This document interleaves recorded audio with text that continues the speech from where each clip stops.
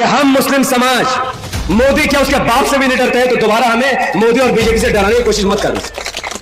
ममता बनर्जी और उनके चमचों को यह कहना चाहता हूं, घटिया स्कूल चाहिए कि ओवैसी स्कूल चाहिए? तो घटिया सरकारी अस्पताल चाहिए या ओवैसी अस्पताल चाहिए? वोट आप लोग देंगे टीएमसी को और आपको हॉस्पिटल स्कूल चाहिए ओवैसी। इंशाअल्लाह बंगाल के लोग इमाम को वोट करेंगे, ओवैसी साहब के हाथ को मजबूत करेंगे, इमाम की सरकार अब बंगाल में बनेगी इंशाअल्लाह। और ममता बनर्जी एक फेलियर पीएम है जो मोदी से डरा डरा कर, मुसलमानों को डरा डरा कर हम लोगों से वोट ले रही है, क्योंकि उनके अंदर घमंड तकब्बुर घुस चुका है। आपका एक वोट डिसाइड करेगा कि बंगाल का भविष्य क्या होगा, कि मुस्लिम सीएम बने या पीएम बने। मुद्दा यह है, जिन लोगों ने तुम्हें कुर्सी पर बैठाया है, तुम्हारी सरकार बनाई है, तुम्हें सीएम बनाया है, वही लोग तुम्हारी कुर्सी के चार पाए को तोड़ देंगे और दोबारा कभी तुम्हें सीएम बनने नहीं देंगे। कि बिना इमाम के समर्थन से न बंगाल में सरकार बनेगा, न यूपी में सरकार बनेगा, न बिहार में सरकार बनेगा, न गुजरात में सरकार बनेगा, न मध्य प्रदेश में सरकार बनेगा। और जिस दिन न हिंदू को मुसलमान से डरने की जरूरत है, न मुसलमान को हिंदू से डरने की जरूरत है, ये तकब्बुर इंशाअल्लाह एक दिन ममता बनर्जी को भी ले डूबेगा। क्योंकि उनको समझना चाहिए, जब बंगाल में कांग्रेस को लोगों ने खत्म किया, सीपीएम को खत्म किया, तो ममता बनर्जी कौन झटकी बोली। अस्सलाम वालेकुम रहमतुल्लाहि व बरकातहू। आज मैं और आप सब इसलिए यहां पर जमा है क्योंकि हम सबको अपने मुस्तकबिल की चिंता है।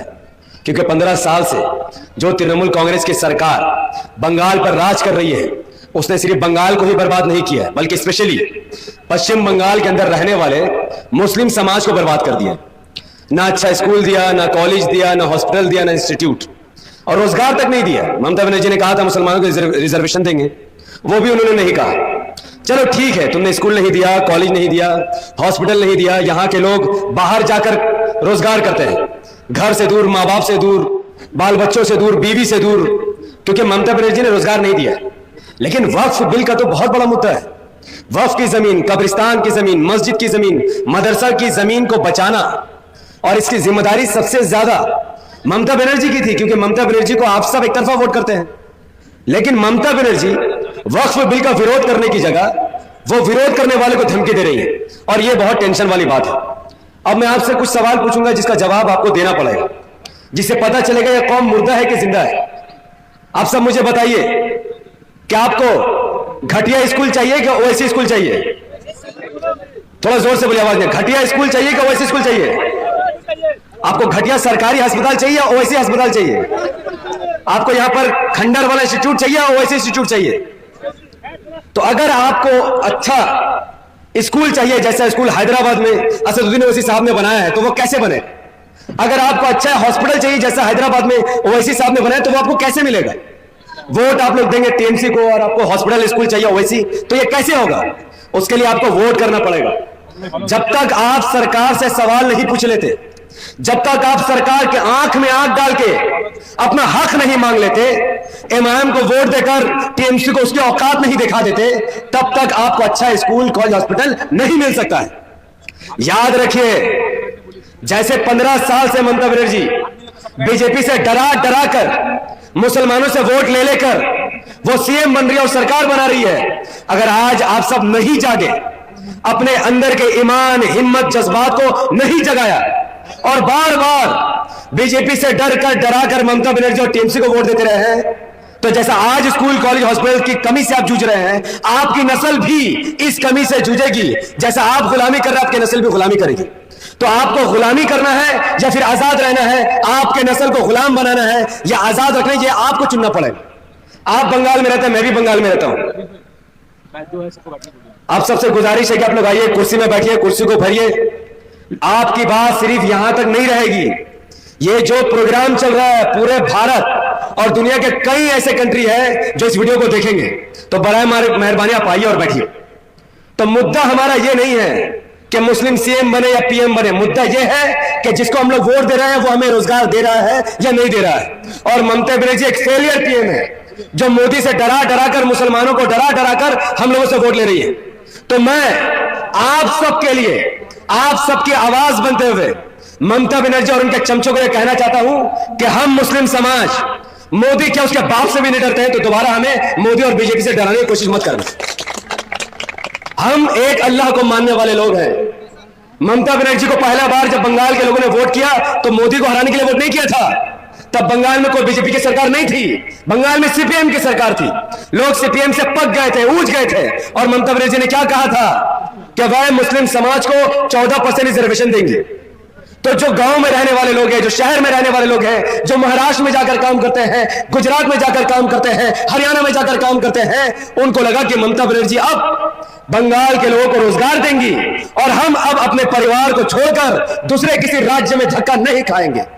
लेकिन जब ममता बनर्जी को मुसलमानों ने वोट दिया, पहले 5 साल उन्होंने रोजगार नहीं दिया, फिर आने वाले 10 साल और 15 साल तक वो बीजेपी से डरा डरा कर वोट मांगती रही और हम और आप जैसे लोग बंगाल छोड़कर, अपने घर परिवार को छोड़कर दूसरे राज्य में मजदूरी करने पर मजबूर हो गए। भाई ये बंगाल हमारा है, ये धरती हमारा है, ये जमीन हमारा है, यहां घर हमारा है, तो काम करने हम बाहर क्यों जाएंगे? क्यों हम बंगाल के लोग महाराष्ट्र में काम करने जाए? क्यों हम बंगाल के लोग गुजरात काम करने जाए? क्यों हम बंगाल के लोग हरियाणा काम करने जाए? क्यों? क्योंकि यहां की सरकार खराब है, यहां की सरकार बेकार है, यहां की सरकार लोगों को नौकरी देने के लिए सक्षम नहीं है। एक भ्रष्टाचार वाली सरकार, एक करप्ट वाली सरकार हम बंगाल के जनता को रोजगार नहीं दे पाएगी।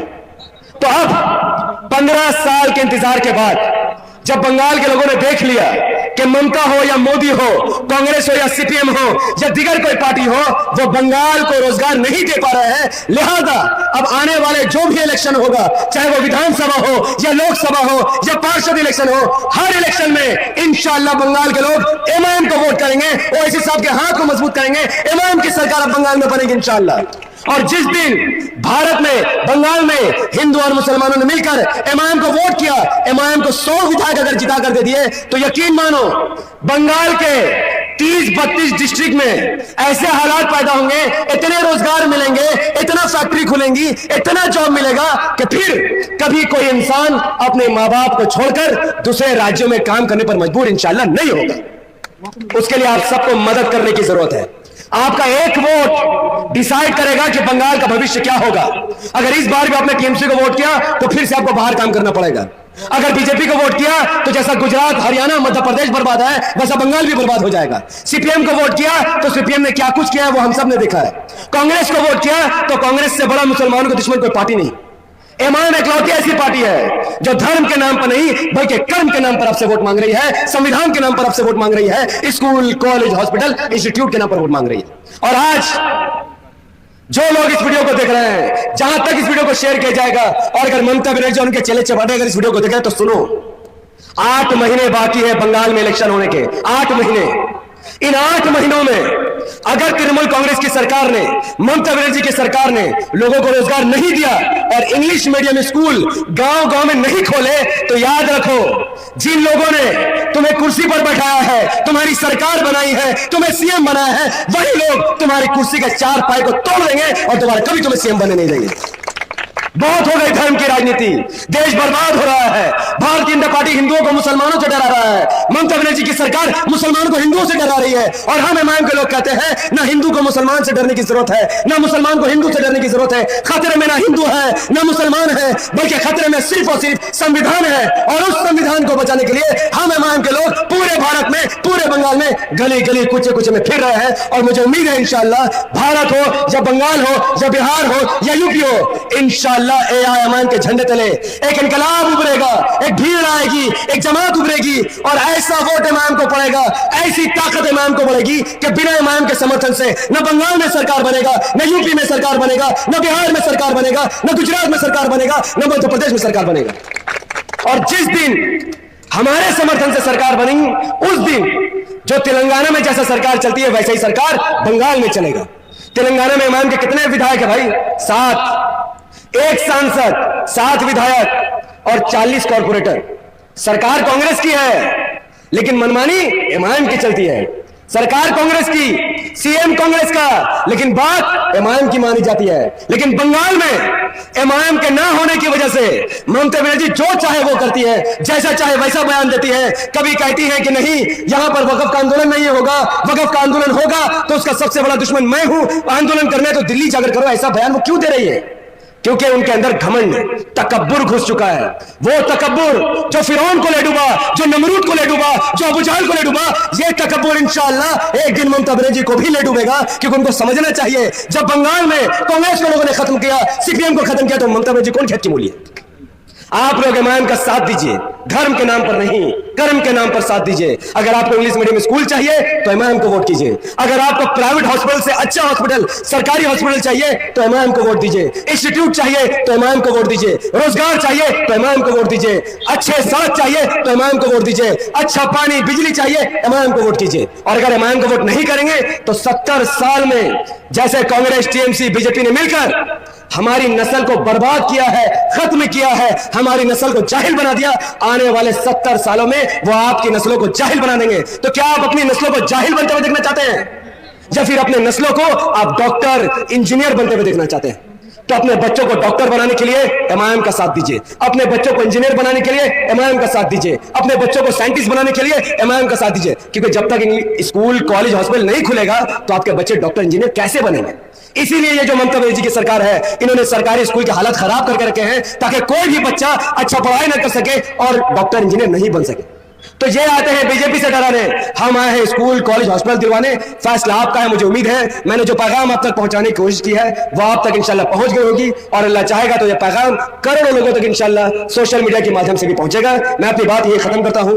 वाखिरु दवाना अनिल हम्दुलिल्लाहि रब्बिल आलमीन। अस्सलामु अलैकुम व रहमतुल्लाहि व बरकातहू। अब आपके सामने मुर्शिदाबाद के डिस्ट्रिक्ट प्रेसिडेंट असदुल साहब अपनी बात रखेंगे। अस्सलाम वालेकुम।